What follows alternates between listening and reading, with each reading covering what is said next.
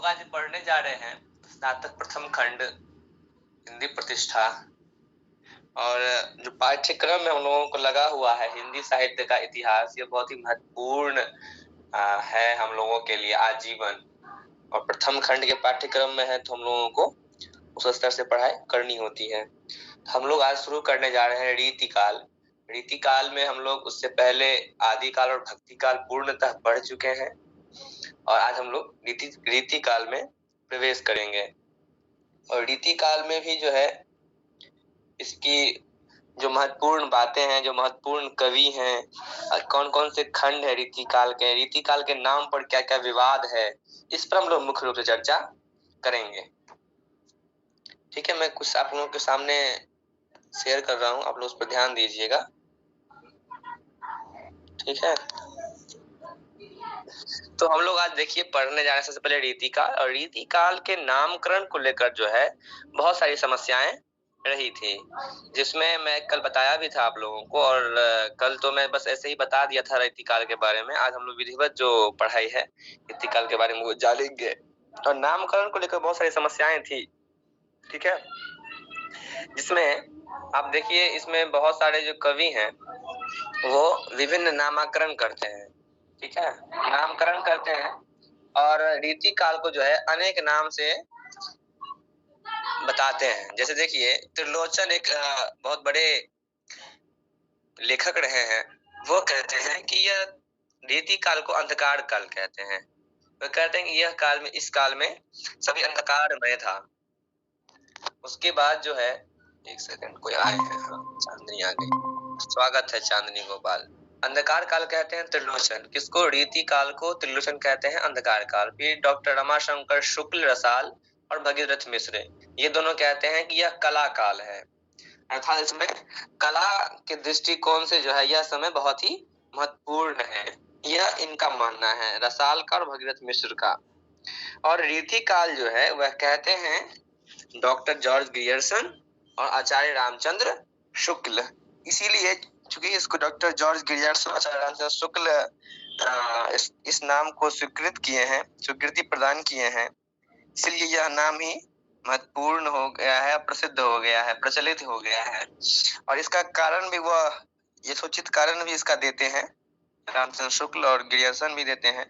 रामचंद्र शुक्ल उसको बहुत स्पष्ट करके अपने इतिहास पुस्तक में लिखे हैं। मिश्र बंधु कहते हैं कि यह अलंकृत काल है, और अलंकृत काल क्यों कहते हैं यह मैं आप लोगों को बता भी चुका हूं, आज भी मैं उस चीज को संभवतः दोहरा दूंगा एक बार। और आचार्य विश्वनाथ प्रसाद मिश्र जो हैं वे कहते हैं कि यह श्रृंगार काल है। आप लोगों को मैं बहुत अच्छे से बताया था कि श्रृंगार काल अलंकृत काल क्यों कहा गया और किस आधार पर यह सही है या नहीं, यह मैं आप लोगों को बहुत अच्छे से कल स्पष्ट कर दिया था, लेकिन फिर से आज एक बार बात संभवतः हो जाएगी। ठीक है, हम लोग आगे बढ़ते हैं और ध्यान देते हैं कि रीति काल के बारे में जो है शुक्ल जी ने बहुत ही स्पष्ट एक परिभाषा के तौर पर समझ सकते हैं। वो कहे हैं कि शुक्ल कहते हैं, ध्यान देंगे, कि आचार्य रामचंद्र शुक्ल सहित कई महत्वपूर्ण आलोचकों ने रीति का अर्थ स्पष्ट करते हुए कहा कि रीति से आशय है अनुकरण करने की प्रवृत्ति। अनुकरण अर्थात किसी भी चीज को स्पष्ट करने की प्रवृत्ति। अब रीति काल में क्या था, बहुत सारी चीजें बहुत ही स्पष्ट और हम लोगों के समक्ष आ गई थी, इसलिए वे कहते हैं ये रीति काल है। ठीक है, अनुकरण करने की जो प्रवृत्ति एक प्रक्रिया है, बस उसे ही कहते हैं रीति। काल से तो समय का आप लोगों को बोध है ही, बहुत ही स्पष्ट है वह बातें।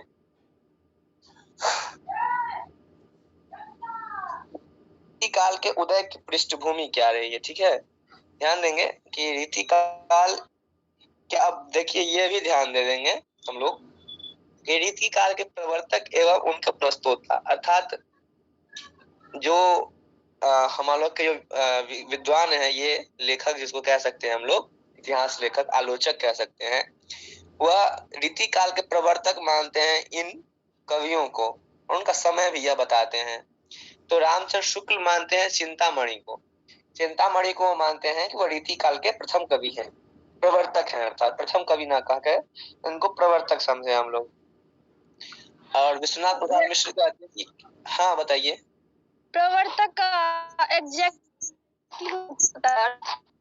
हाँ देखिए, प्रवर्तक का अर्थ यह होता है कि उस काल में, ठीक है, किसी भी एक खास समय को एक प्रबुद्ध प्रसिद्ध बनाने का जिसमें महत्वपूर्ण योगदान, सबसे महत्वपूर्ण योगदान होता है, उसे प्रवर्तक कहते हैं। ठीक है, जैसे निर्गुण काव्य धारा में हम लोग जब संत और सूफी पढ़ रहे थे, तो सूफी में हम लोग किसको मानते हैं? जायसी को अधिकतर हम लोग मानते हैं, और संत काव्य धारा में मानते हैं कि कबीर दास थे। ठीक है, वैसे हम लोग राम भक्ति शाखा में मानते हैं तुलसीदास को, कृष्ण भक्ति शाखा में मानते हैं सूरदास को, है ना। तो यह सब प्रवर्तक के रूप में अहम भूमिका इनकी रही है, क्योंकि वह उस समय के सबसे प्रसिद्ध रचनाकार माने गए। उनकी जो रचना थी वो बहुत प्रभावशाली रही है। ठीक है, उसी के आधार पर जो हम लोग प्रवर्तक सुनते हैं, और हम लोग यही अधिकतर वही मानते हैं जो कि रामचंद्र शुक्ल ने कहा है। ठीक है, क्योंकि हम लोग अभी स्नातक प्रथम खंड के पाठ्यक्रम के अनुसार पढ़ रहे हैं, तो रामचंद्र शुक्ल को ही जो है हम लोग शाश्वत सत्य मान करके आगे बढ़ रहे हैं, क्योंकि हम लोग को अभी स्नातक प्रथम खंड में आलोचना नहीं पढ़ना। जब तक हम लोग को आलोचना नहीं पढ़ना है तो उस पर आलोचना करना ठीक उतना ठीक भी नहीं है। आलोचना आप लोगों को पढ़ना है तृतीय खंड में, तो वहां जब आप लोग पढ़िएगा शुक्ल के आलोचना सिद्धांत, फिर उसी से आपको जुड़ी हुई मिलेगी हजारी प्रसाद द्विवेदी का आलोचना सिद्धांत, फिर आप लोगों को समझ में आएगा कि अरे ऐसा भी था, ऐसा भी हो सकता है। तो वो एक अलग विचारधारा की बातें हैं। हम लोग फिलहाल आते हैं, नगेंद्र मानते हैं केशव दास को, मानते हैं कि वो रीति काल के प्रवर्तक रहे हैं। समय भी देख लीजिए कि मिश्र कृपाराम का समय 1541 था, केशवदास का 1555 से 17 के बीच, इस समय में वो विद्यमान थे, रचना करते थे। और 1663 के आसपास जो है कौन थे? चिंतामणि। और इन्हीं को जो है या प्रवर्तक मानते हैं कौन? रामचंद्र शुक्ल। यदि आप लोगों के प्रश्न पत्र में यदि आ जाए प्रवर्तक किन्हें माना जाता है, तो रीतिका का आप चिंतामणि करेंगे, पुष्टि करिए। तो देखिए ध्यान देंगे, कृपा राम को काल क्रम की दृष्टि से, केशव दास को रचना काल के व्यक्तित्व की समृद्धि की दृष्टि से, तथा चिंतामणि को रीति की अखंड परंपरा चलाने की दृष्टि से रीति काल का प्रवर्तक माना जाता है। अभी आप ध्यान दे देंगे चांदनी सभा के सभी बच्चे कि प्रवर्तक मानने के कई कारण होते हैं।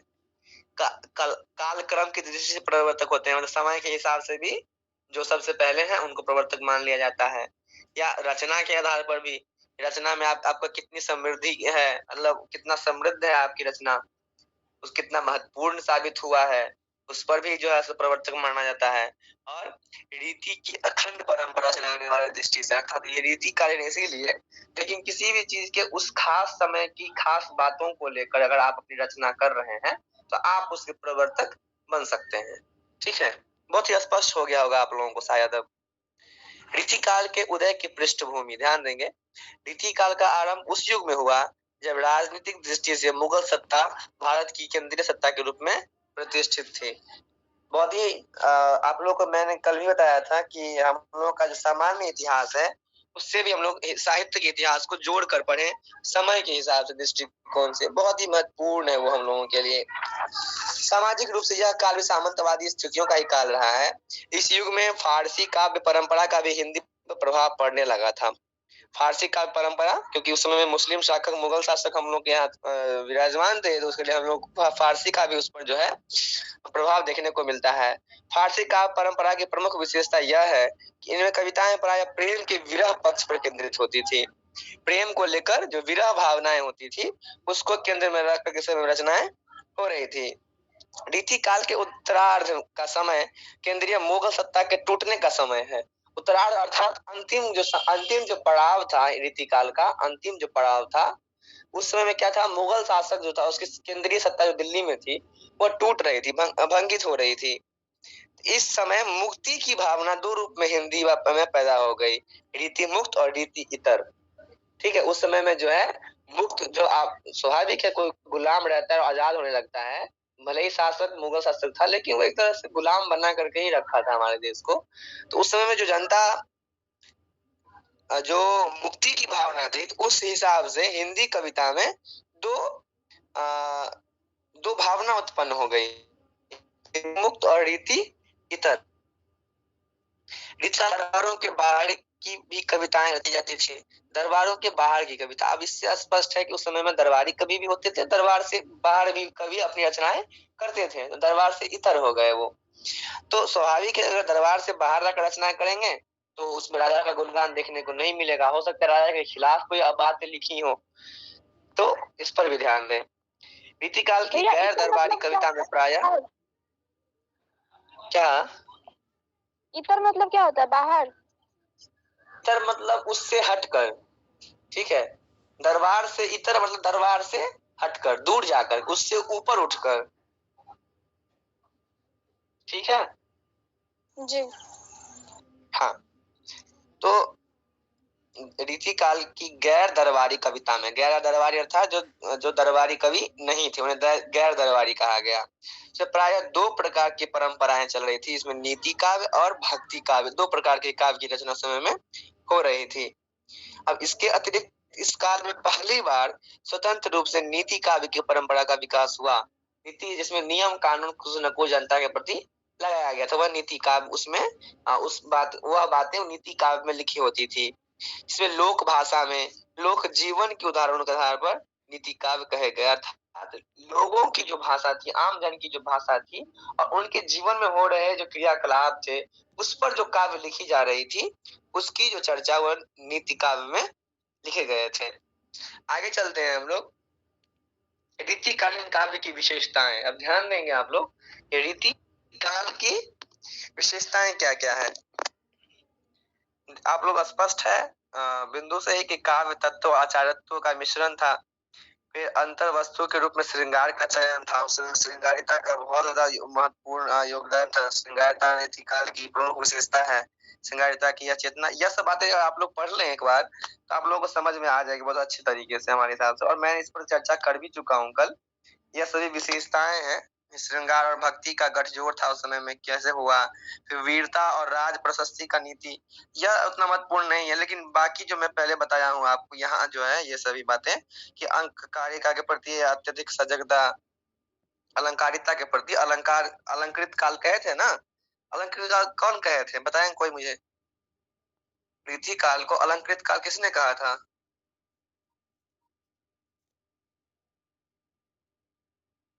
भूल गए। हाँ, कोई जवाब दे रहे हैं? मिश्र बंधु। हाँ, बहुत बढ़िया बहुत बढ़िया, मिश्र बंधु नहीं दिया था, बहुत बढ़िया। और श्रृंगार काल किसने नाम दिया था? रीति काल को श्रृंगार काल किसने कहा? विश्वनाथ प्रसाद मिश्र। बहुत बढ़िया। देखिए दिया हुआ अंतर वस्तु के रूप में श्रृंगार का चयन। यह सब बातें जो आप लोग पढ़ेंगे ना अलंकारिता श्रृंगार के बारे में, तो आप लोगों को समझ में आ जाएगा कि किस आधार पर जो है इसमें अलंकार काल, श्रृंगार काल या कला काल किस आधार पर नाम पड़ा है, ये सब आपको यहाँ पर आराम से मिल जाएंगी सारी बातें। ठीक है, इसको हम आगे बढ़ रहे हैं। अब ध्यान देंगे, यह बहुत महत्वपूर्ण है, रीति काल के साहित्य का वर्गीकरण। रीति काल को कितने भागों में बांटा गया है? तो देखिए रीति काल यहाँ पर बीच है, तो रीति काल में पहला जो 2 घंटे है वो पूर्वार्ध का समय का अर्थात, तो रीति काल में जो आधे से पहला जो समय था उसको पूर्वार्ध कहेंगे, जो बाद का समय है उसे उत्तरार्ध कहेंगे। तो अभी आप लोगों पे पढ़ाया था उत्तरार्ध में जो है मुक्ति की भावनाएं 2 रूप में थी, रीति मुक्त और रीति इतर काव्य, अर्थात जो रीति से इतर था, नियम कानून से हटकर था, ठीक है, वह रीति इतर काव्य हो गया। और रीतिकालीन काव्य के पूर्वार्ध में रीतिबद्ध काव्य और रीति सिद्ध काव्य। रीति सिद्ध काव्य में जो है आप लोगों को अच्छे से पढ़ाया जाएगा, रीतिबद्ध भी पढ़ाया जाएगा, इसमें कौन कौन से कवि हैं, क्या क्या विशेषता है, रीति मुक्त काव्य पढ़ाया जाएगा, रीति इतर भी। रीति इतर के फिर 3 खंड आते हैं, वीर काव्य, नीति काव्य और भक्ति काव्य। यह मैंने कल नहीं बताया था, बस मैं यही तक छोड़ दिया था और मैं आगे बताया था बस ये खंड में, क्योंकि मैं सोचा कि बिना स्लाइड शेयर किए मैं आप लोगों को बताऊंगा तो शायद समझ ना आए, आप लोग कंफ्यूज कर जाएं। तो ध्यान देंगे रीति काल के 4 ही खंड हैं जो ऊपर वाले पंक्ति में है, और ये जो 3 नीचे वाली पंक्ति में वह रीति इतर काव्य के 3 खंड है, वीर काव्य, नीति काव्य और भक्ति काव्य। अर्थात इसमें नीति काव्य की भी रचना हो रही थी, भक्ति काव्य की रचना भी हो रही थी और वीर काव्य की रचना भी हो रही थी। अब ध्यान देंगे जब पृथ्वी राज रासो विशलदेव रासो की जब वो ग्रंथ लिखा गया तो वहां से जो है वीर गाथात्मक रचनाएं आ रही थी, अर्थात आदि काल की रचनाएं का प्रभाव भी यहाँ देखने को मिलता है, भक्ति काल के रचनाओं का प्रभाव मिलता है और रीति काल के भी रचनाओं का प्रभाव देखने को मिलता है। यहाँ पर रीति काल का तो मिलता ही है, बाकी वह सब परंपरा भी समाप्त नहीं हुई है, वह सभी एक समानांतर पंक्ति में वो सभी चलती रहती है, क्योंकि कोई भी जो एक परंपरा चल जाती है वो जल्दी समाप्त नहीं होती, वह हाँ उसकी संभावनाएं कम हो जाती है, उसका उपयोग कम हो जाता है, लेकिन उसका उपयोग बंद नहीं होता, पूर्णतः बंद कभी नहीं होता।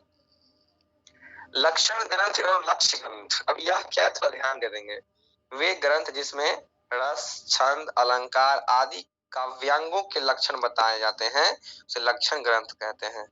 अब आप लोग छंद अलंकार तो जानते होंगे, रस भी जानते होंगे, ठीक है। हाँ, इतना नहीं जानते होंगे कि यह किसको कहते हैं, इसका क्या उपयोग है, कितने खंड है, यह नहीं जानते होंगे, परंतु आप लोग नाम सुने होंगे, रस, छंद, अलंकार क्या क्या आप लोग नाम अवश्य सुने होंगे। और आप लोग अभी पढ़ रहे हैं, आप लोग अलंकार संभवतः आप थोड़ा बहुत जानने लगे होंगे और छंद भी शायद आप लोग जानते ही होंगे, रस शायद आप लोग अभी नहीं पढ़े होंगे, लेकिन यह भी जो हम लोग व्याकरण पढ़ेंगे या 50-100 हिंदी पढ़ेंगे तो हम लोग इसको भी, इस पर भी बात अवश्य करेंगे कि रस क्या है, छंद क्या है।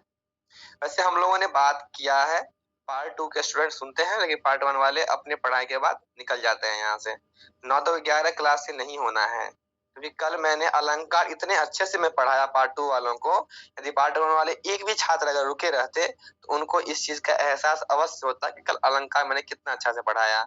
शायद प्रियंका रुकी हुई थी तो उसको फायदा हुआ होगा, ठीक है। लक्षण ग्रंथ का उद्देश्य काव्य की शिक्षा देना होता है कि काव्य को किस प्रकार से उसको सुशोभित किया जाए। लक्ष्य ग्रंथ वे हैं जो काव्य लक्षणों या काव्य सिद्धांतों के अनुसार लिखे जाते हैं, उसमें क्या क्या लक्षण और किस प्रकार के सिद्धांत का उसमें उपयोग किया गया वो लक्ष्य हो गया। आगे आते हैं, अब ध्यान देंगे कि हम लोग अभी क्या पढ़ रहे थे, लक्षण ग्रंथ एवं लक्ष्य ग्रंथ क्या है, वर्गीकरण हम लोग पढ़ लिए। अब हम लोग रीति काल के काव्य की विभाजन संबंधित कुछ विवाद जो हैं वह हम लोग देख लेते हैं कि इसमें रीति काल में कैसे क्या विभाजन किया गया, उस पर थोड़ा बातें कर लेते हैं। उसका अगला स्लाइड यहाँ पर है, ठीक है, एक सेकंड। हाँ, और बस थोड़ी सी बातें और। डॉक्टर नगेंद्र ने लक्ष्य ग्रंथ लिखने वाले कवियों को रीतिकार या आचार्य कवि कहा है, ठीक है, जो लक्षण ग्रंथ की रचनाएं करते थे उनको कहे हैं। और उनकी दृष्टि में रीतिबद्ध कवि वे हैं जिन्होंने रीति ग्रंथों अर्थात लक्षण ग्रंथ की रचना न करके काव्य सिद्धांतों या लक्षणों के अनुरूप काव्य रचना की है। अब यह लक्षण ग्रंथ क्या है, लक्ष्य ग्रंथ क्या है, तो बहुत ही बारीकी में अभी नहीं जाना है। और देखिए मैं अभी आप लोगों को बता भी चुका हूँ वैसे लक्षण और लक्ष्य ग्रंथ क्या है, यहाँ पर लोग ध्यान दिए होंगे यहाँ पर कि लक्षण और ग्रंथ और लक्ष्य ग्रंथ क्या है, ठीक है। और तो यहाँ पर आप लोग ध्यान दिए ही होंगे, इसमें कोई दो राय नहीं है। सिद्धांतों के अनुसार जो लिखे जाते हैं उन्हें लक्ष्य ग्रंथ कहते हैं, और वे ग्रंथ जिसमें रस, छंद, अलंकार आदि का काव्यांगों के लक्षण बताए गए हैं वो क्या है, लक्षण ग्रंथ है। अब ध्यान देंगे, एक सेकंड, हाँ आगे देखिए मैं ये बता दिया हूँ लक्षण ग्रंथ और लक्ष्य ग्रंथ, थोड़ा इसको आप लोग थोड़ा बारीकी से समझिएगा, पढ़ लीजिएगा। और देखिए जब इसका हम कुछ भी जब पढ़ते हैं तो उतना अच्छे से नहीं समझ पाते हैं, जब किसी चीज को हम उदाहरण के दृष्टिकोण से या हम उसका जब उपयोग करते हैं किसी भी वाक्य में या किसी भी लेख में, तब उस चीज को अगर हम दोबारा उल्टा कर देखें तो अच्छे से समझ में आ जाता है बात, तो अब आ जाती है बातें सभी। तो हम कह रहे हैं कि जब लक्षण ग्रंथ और लक्ष्य ग्रंथ की जब बातें होंगी या इसका उपयोग होगा तब हम लोग इस पंक्ति को दोबारा उल्टा कर देख लें, तब शायद आप लोगों को समझ में अच्छे से आ जाए। तो मेरा यह मानना है कि जितना कोई भी स्टूडेंट उदाहरण से जोड़ करके परिभाषा को समझता है उतना सीधे रूप में सभी परिभाषा को नहीं समझ सकता। आगे चलते हैं, उसी की कुछ बातें हैं आगे। मैं आप लोग को बता रहा था विशेषता विभाजन संबंधी जो विवाद था उस पर चल रहा था, विवाद में ही यह बातें हैं, ठीक है, यह बातें विवाद के रूप में ही है। मैं अब उससे पहले एक पैराग्राफ है मैं उसके बारे में कुछ चर्चा कर दे रहा हूँ। रीति काल के अध्ययन में सामान्यतः आचार्य विश्वनाथ प्रसाद मिश्र के विभाजन का ही अनुसरण किया जाता है। तो वह जो काल विभाजन किए उसी को आचार्य विश्वनाथ प्रसाद मिश्र ने लक्षण ग्रंथ लिखने वाले कवि आचार्यों को रीतिबद्ध कहा तथा लक्ष्य ग्रंथ लिखने वाले कवियों को रीति सिद्ध कहा। अब ध्यान देंगे आप लोग, ये जो लक्षण ग्रंथ ऊपर वाला है, रस छंद अलंकार आदि के लक्षण बताए जाते हैं जिस काव्य रूप में, उसे क्या कहते हैं? रीतिबद्ध काव्य। ठीक है, रीतिबद्ध आचार्य भी कह सकते हैं, चाहे रीतिबद्ध काव्य भी कह सकते हैं, मतलब जिसमें इस प्रकार का उपयोग किया रहे। और जो लक्ष्य ग्रंथ लिखते हैं उन्हें क्या कहते हैं? रीति सिद्ध काव्य। अब शायद आप लोगों को यह स्पष्ट हो गया होगा।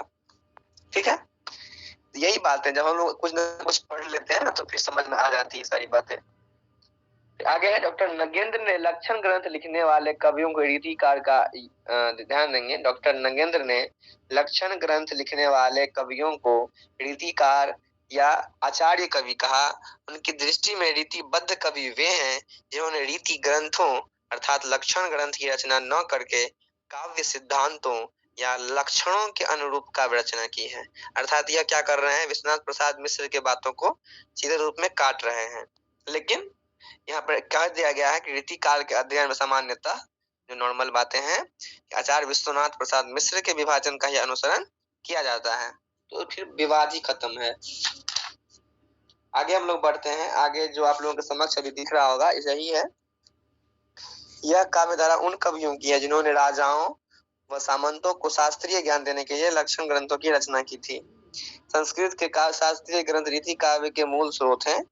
इसी काव्य धारा को लक्षण ग्रंथ परंपरा भी कहते हैं। तो ठीक है, मोटे तौर पर हम लोग को समझ में आ गया कि लक्षण ग्रंथ और लक्ष्य ग्रंथ क्या है। इसी से रीतिबद्ध रीति सिद्ध का विकास हुआ। और उत्तरार्ध में जो बातें हुई थी जिसमें हम लोग रीति मुक्त काव्य और रीति इतर काव्य जो कहे थे, तो उस पर हम लोग फिर बातें देख लेंगे। ठीक है, अब रीतिबद्ध कवियों का विभाजन किस प्रकार से किया गया है, ध्यान देंगे। सर्वांग निरूपक कवि जो सभी चीज में क्या है? फेमस है, वो सभी प्रकार की रचना कर सकते थे।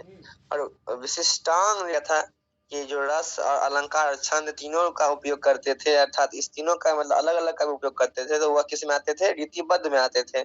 ठीक है, और उसी को हम लोग क्या कहते थे? लक्षण ग्रंथ कहते थे।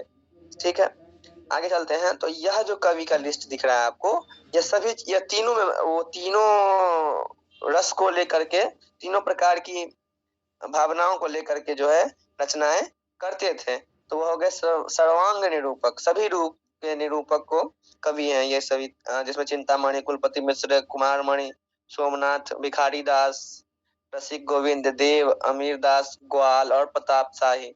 फिर रस वाले में ये जिसमें सुखदेव मिश्र और पद्माकर, ये सब प्रसिद्ध है। मतीराम बहुत फेमस है। अलंकार वाले में भूषण, मतीराम। ठीक है, फिर पद्माकर तो है ही। आगे आते छंद में इसमें भूषण, मतीराम, सुखदेव मिश्र, दशरथ, ये सभी जो है इसमें महत्वपूर्ण है। और लिस्ट आप लोगों से नोट कर लीजिएगा ये सभी। आगे चलते हैं। सबसे पहले हमको आते हैं किसको पढ़ने के लिए? केशव दास के बारे में। केशव दास कहाँ गए? केशव दास कहीं नहीं मिले हम लोगों को। केशव दास किसी पंक्ति में नहीं है क्या? आश्चर्य वाली बात है। देखते हैं केशव दास के बारे में क्या क्या दिया गया है यहाँ पर। विश्वनाथ प्रसाद मिश्र, नगेंद्र, गणपति चंद्र गुप्त ने इन्हें रीति काल का प्रवर्तक माना है। ये सभी मानते हैं कि रीति काल के प्रवर्तक कौन है? केशव दास। अच्छा, ठीक है। रीति काल का सम्यक प्रवर्तन केशव दास द्वारा भक्ति काल में ही हो गया था। यह कौन बोलते? विश्वनाथ प्रसाद मिश्र। यह कहते हैं रीति काल का प्रवर्तन जो है केशव दास के द्वारा भक्ति काल में ही हो गया था। मतलब जिस समय भक्ति काल चल रहा था उसी समय रीति काल का भी उदय केशव दास ने ही कर दिया था। संभवतः हम लोग केशव दास को भक्ति काल में ही पढ़े होंगे। ठीक है, उसी समय में जो है केशव दास रीति काल का भी, इसलिए उनका उल्लेख इसमें भी देखने को मिल रहा है। अब कौन आया भाई साहब इतना लेट से? स्वागत है आपका निभा कुमारी। लेट से आई कोई है, हम लोग पढ़ रहे हैं रीति काल और रीति काव्य खंड आपको बस दोहरा देते हैं, फिर हम तुरंत इस पर आ जाएंगे। ठीक है, ध्यान देंगे। रीति काल के 4 खंड है। रीतिबद्ध काव्य। ये बात सुन रही हो मेरी बात? हाँ भैया सुन रहे हैं।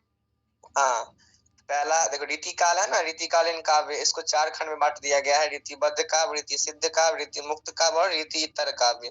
रीति इतर काव्य के 3 खंड है, वीर काव्य, नीति काव्य और भक्ति काव्य। लक्षण ग्रंथ लिखने वाले जो है आते हैं रीतिबद्ध काव्य में, और लक्ष्य ग्रंथ लिखने वाले आते हैं रीति सिद्ध काव्य में। यह ध्यान देंगे, ठीक है। यह सभी जो कवि हैं वो सभी क्या है, ये सभी इस प्रकार की रचनाएं जो करते हैं, जो सभी प्रकार की रचना करते हैं वो इस लिस्ट में है। जो बस रस को लेकर के रचना करते हैं वो इस लिस्ट में है। जो अलंकार को लेकर रचना कर रहे हैं वो इस लिस्ट में है, और जो छंद को लेकर कर रहे हैं वो इस लिस्ट में है, ठीक है। आगे चलते हैं हम लोग केशव दास के बारे में पढ़ रहे हैं। केशव दास भक्ति काल से ही कह रहे हैं विश्वनाथ प्रसाद मिश्र की भक्ति काल में ही जो है इन्होंने रीति काल का सम्यक प्रवर्तन कर दिया था। केशव ने भामा, उद्भट और दंडी का अनुसरण किया है। अब यह जो भामा, उद्भट और दंडी आप लोगों को मिल रही है तो संस्कृत के विद्वान है। जब आप लोग काव्य शास्त्र पढ़िएगा 3rd ईयर में तो आप लोगों को भामा, उद्भट, दंडी सब आपको पढ़ने को वहां पर मिलेगा। ये अलंकारवादी आचार्य थे, अर्थात ये लोग अलंकार को विशेष महत्व देते थे। केशव निम्बार्क संप्रदाय में दीक्षित थे। निम्बार्क संप्रदाय हम लोग पढ़े थे कहाँ पढ़े थे लोग निम्बार्क संप्रदाय? कृष्ण भक्ति काव्य शाखा में, याद आया किसको? जी हाँ भैया, हाँ बाकी संप्रदाय। हाँ, तो वहीं से जो है निम्बार्क संप्रदाय में दीक्षित थे कौन? केशव। वहीं पर इनको हम लोग पढ़े थे। इनका उपनाम था वेदांती मिश्र। क्या नाम था? वेदांती मिश्र। कवि प्रिया की रचना इंद्रजीत सिंह की प्रेमिका गणिका प्रवीण राय को शिक्षा देने के लिए की गई थी। काव्य शास्त्र की दृष्टि से केशव दास की कवि प्रिया, रसिक प्रिया, नक्सिक और छंदमाला प्रमुख रचनाएं। ध्यान देंगे केशव दास की प्रमुख रचना कौन कौन सी है? कवि प्रिया, रसिक प्रिया, नक्सिक और छंदमाल, और क्या है, यही सब इनकी प्रमुख रचनाएं हैं। आगे बढ़ते हैं हम लोग। अब चिंतामणि। अभी हम लोग देखिए केशव दास कहाँ के थे? वो भक्ति काल के ही कवि हैं ये, ठीक है।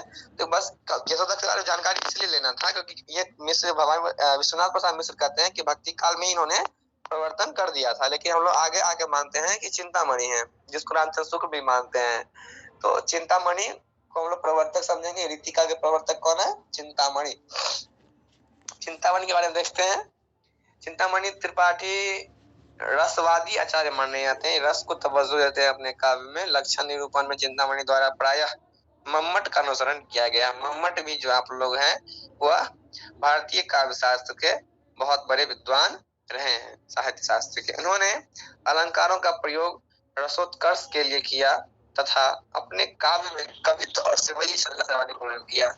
चिंतामणि क्या किए? रसवादी आचार्य इसलिए कहा जाता है कि रसोत्कर्ष के लिए यह अलंकार का उपयोग किया। तो अपने काव्य में रस को एकदम चरमोत्कर्ष पर सबसे ऊपर स्थापित करने के लिए अलंकार का सहायता लिए, और काव्य में कवित्व और सेवैया छंद का जो है उपयोग इन्होंने किया। और छंद में आता है सेवैया और कवित्व। जब आप लोग छंद पढ़िएगा तब इसको विस्तार से आप लोग पढ़ सकते हैं, समझ सकते हैं। अगले कवि है मतीराम। यह फूल मंजरी को मतीराम का प्रथम ग्रंथ माना गया है। फूल मंजरी मतीराम का क्या है? प्रथम ग्रंथ है। किंतु डॉक्टर बच्चन सिंह ने रसराज को इनका प्रथम ग्रंथ स्वीकार किया। तब सभी ने माना है फूल मंजरी, और बस बच्चन सिंह मानते हैं रसराज। हम लोग फूल मंजरी ही याद रखेंगे। रामचंद्र शुक्ल के अनुसार मतीराम कृत छंदसार नामक ग्रंथ महाराज शंभुनाथ सोलंकी को समर्पित है। इसी पिंगल ग्रंथ को वृत्त कौमुदी के नाम से भी जाना जाता है। ये हम लोग ये जो बातें जान रहे हैं वो अत्यधिक है। बस इतना जानना है कि हम लोग जो रीति काल पढ़ रहे हैं जो प्रमुख आचार्य हैं चिंतामणि, मतीराम, भूषण आदि। क्योंकि यह जो लिस्ट आप लोग को बताए हम उसमें आप लोग जो लिखिएगा तो टिक कर लीजिएगा चिंतामणि, उसके बाद आ जाइएगा कुलपति मिश्र भी लगा लीजिएगा टिक, भिखारी दास, देव, है ना। उसके बाद फिर ग्वाल भी कर सकते हैं। फिर सुखदेव मिश्र जो है पद्माकर बहुत प्रसिद्ध हैं। फिर आप लोगों को मतीराम यहाँ भी भूषण भी है, मतीराम भूषण। फिर पद्माकर बता ही दिए, आप यही बता दिए पद्माकर भी हैं, ठीक है। फिर गिरधर दास को थोड़ा बहुत जान लीजिएगा। फिर भूषण बहुत महत्वपूर्ण है, भूषण मतीराम भी बहुत महत्वपूर्ण है, सुखदेव मिश्र भी, और दशरथ को भी थोड़ा बहुत जान लीजिएगा। बस यही कुछ ऐसे महत्वपूर्ण कवि है जो रीति काल में अपनी काव्य से रीति काल को बहुत ही प्रसिद्ध बना चुके हैं। फिर भूषण है। भूषण का नाम आचार्य विश्वनाथ प्रसाद मिश्र ने घनश्याम तथा गणपति चंद्र गुप्त ने पति राम अथवा मणि राम बताया है कि भूषण का ये नाम सब है, लेकिन हम लोग भूषण को भूषण के नाम से ही जानते हैं।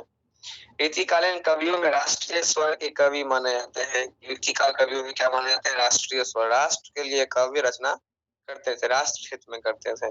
यह बहुत ही महत्वपूर्ण बातें हैं। यह भी एक बार पढ़ लेते हैं हम लोग, बहुत लंबा चौड़ा पंक्ति है कि पढ़ लेते हैं। भूषण द्वारा प्रयुक्त भाषा का स्वरूप सामान्य ब्रज भाषा का है। यह स्पष्ट हो गया होगा कि क्या है सामान्य ब्रज भाषा। उनमें संयुक्त वर्णों की बहुलता है। ट ठ ड ढ़ वर्णों से युक्त होने के साथ साथ उनमें द्वित्व वर्णों की भी प्रधानता था, जो जिसमें दो वर्ण एक साथ जुड़े होते हैं, उसका भी प्रधानता बहुत सारे इनके काव्य में है। यद्यपि तत्सम शब्द भी मिलते हैं कहीं कहीं, लेकिन तद्भव शब्दों की प्रमुखता है। अब आप लोग तत्सम तद्भव जानते हैं? हाँ। चलिए आगे बढ़ते हैं तब। उनकी भाषा में अरबी फारसी शब्द, अरे कहाँ चला गया, हाँ, उनकी भाषा में अरबी फारसी शब्दों की प्रचुरता है तथा कुछ शब्द मराठी भाषा के भी मिलते हैं। भूषण ने अपनी रचनाओं में विविध छंदों का प्रयोग किया है। उनका अधिकांश काव्य कवि छंद में मिलता है। अब ध्यान देंगे, कवि छंद में इनकी अधिक रचनाएं हैं और जिसमें सामान्य ब्रज भाषा है, और यह जो टवर्ग है उस वर्णों के युक्त होने के साथ साथ इसमें द्विग वर्णों की प्रधानता इनके काव्य रचना में रहती थी। मतलब इनके बारे में बताया गया है। ठीक है, आगे चलते हैं। कुलपति मिश्र को भी आप लोग बोल रहे थे, हम पढ़ लीजिएगा ऐसे। कुलपति मिश्र के बारे में सुखदेव मिश्र देव, ये सब महत्वपूर्ण भी है। यह रस ध्वनिवादी आचार्य माने जाते हैं कि रस और ध्वनि वाला आवाज को लेकर के बहुत ही प्रसिद्ध थे। इन्हें युक्ति तरंगिणी तथा नक्शी ग्रंथ अप्राप्य है ना। इन ग्रंथों से जो है यह बहुत ही प्रसिद्ध है। आचार्य के रूप में अधिक सफल माने गए हैं। यह बहुत ही अच्छे आचार्य रहे हैं। सुखदेव मिश्र के बारे में देखते हैं। सुखदेव मिश्र कृत वृत्त विचार छंद शास्त्र का महत्वपूर्ण ग्रंथ है। इन राजा राज सिंह गौर द्वारा कविराज की उपाधि दी गई। अब देखिए सुखदेव को क्या कहे हैं? कविराज। कौन कहते हैं? राजा राज सिंह गौर। देव का पूरा नाम देवदत्त है। कविवर देव की ख्याति आचार्य एवं कवि दोनों के रूप में है। आचार्य भी इनको लोग मानते थे, कवि भी मानते थे। ठीक है, आचार्य कौन होते थे? जो लेख लिखते थे, अर्थात लेख मतलब ग्रंथ लिखते थे। कवि कौन थे? जो कविताएं लिखते थे। तो इनकी ख्याति कवि के रूप में भी है और आचार्य के रूप में भी है। तो इनकी कविताएं भी हम लोगों को देखने को मिलती है। देव हित हरिवंश के अनन्य संप्रदाय में दीक्षित है। शिव सिंह सेंगर ने देव के कुल 72 ग्रंथ माने हैं, किंतु डॉक्टर नगेंद्र के अनुसार केवल 15 ग्रंथ ही प्राप्त हैं। आगे चलते हैं।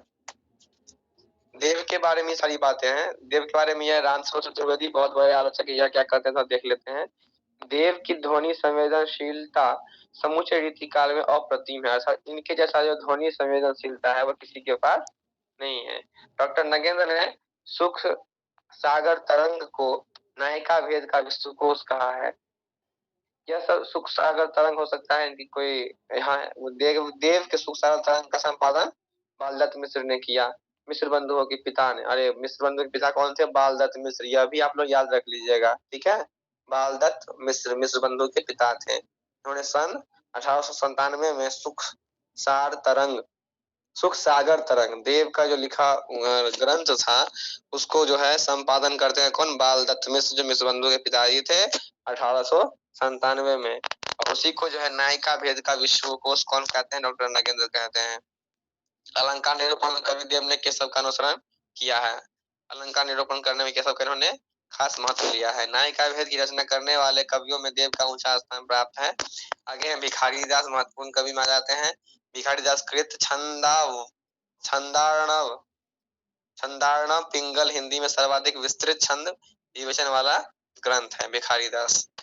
भिखारी दास ने सर्वप्रथम पढ़ाइए ना, बहुत स्पीड पढ़ाते हैं। ठीक, भिखारी दास ने सर्वप्रथम तुक को काव्यांग के रूप में ग्रहण करके विचार किया। तुक मतलब जहां पर तुक बंदी हो जाए, तुक मिल जाए किसी वाक्य को लेकर के, शब्द को लेकर के, तो उस प्रकार की यहाँ पर उसको विशेष रूप से ग्रहण किया है। कौन? भिखारी दास। आगे है रसलीन। देखिए यह मेरी एक समझ लीजिए तो गड़बड़ी कह सकते हैं। जब हम बोलने लगते हैं तो हमारी बोलने की जो क्षमता है वो बहुत ही बढ़ जाती है, तो ध्यान नहीं रहता है गति का कि मैं कितने गति से बोल रहा हूँ, या भूल जाते हैं हम। चलिए कोई नहीं, धन्यवाद याद दिलाने के लिए कि हम बहुत ज्यादा तेज में बोल रहे हैं। आगे है रसलीन। रसलीन भी बहुत ही प्रसिद्ध कवि हैं। इनका पूरा नाम है सैयद गुलाम नबी रसलीन। ठीक है, इनके गुरु मीर तुफैल अहमद थे। यह कवि होने के साथ साथ अच्छे संगीतज्ञ तथा सुयोग्य सैनिक भी थे। यह रसवादी आचार्य कवि थे। दोहा छंद पर इनका अद्भुत अधिकार था। दोहा छंद जो काव्य रचना है उस पर इनके बहुत बेजोड़ लिखते थे। आगे हैं अब पद्माकर। ठीक है, पद्माकर के बारे में देखें। कवि आचार्य पद्माकर ने श्रृंगार, भक्ति एवं वीर रस में, ध्यान देंगे, कवि आचार्य पद्माकर ने श्रृंगार, भक्ति एवं वीर रस में काव्य सृजन किया। पद्माकर को जयपुर नरेश प्रताप सिंह द्वारा कविराज शिरोमणि की उपाधि भी दी गई। किसके द्वारा दी गई? जयपुर नरेश, जयपुर के जो नरेश थे, राजा थे, उनके द्वारा कविराज शिरोमणि की उपाधि पद्माकर को दी गई। ध्यान देंगे, कविराज जो है कि इनको भी कहा गया था, कविराज कहा गया था। कौन कहे थे? राजा सिंह गौर। ठीक है, और इनको कौन कहते हैं? नरेश प्रताप सिंह। ध्यान देंगे, सरदार अदा के आग्रह पर उन्होंने हितोपदेश का अनुवादन किया था। पद्माकर ने अपने काव्य में होली एवं अन्य त्योहारों का वर्णन रस विभोर होकर किया है। ठीक है, आज हम लोग पार्ट 1 के लिए इतना ही रहने देते हैं और आगे की जो बात है अगली कक्षा में मैं आप लोगों को बताऊंगा। अच्छा, पार्ट 1 के लिए आज यहीं हम समाप्त करते हैं। किसी को कोई समस्या है तो आप पूछ सकते हैं। भैया अगले क्लास में ना अलंकार और रस और छंद पढ़ा दीजिएगा, क्योंकि पूरा रिलेटेड इसी से है ना। तो हाँ, बहुत बहुत स्वागत है संध्या कुमारी आज के अंतिम सत्र में आपका। हेलो संध्या।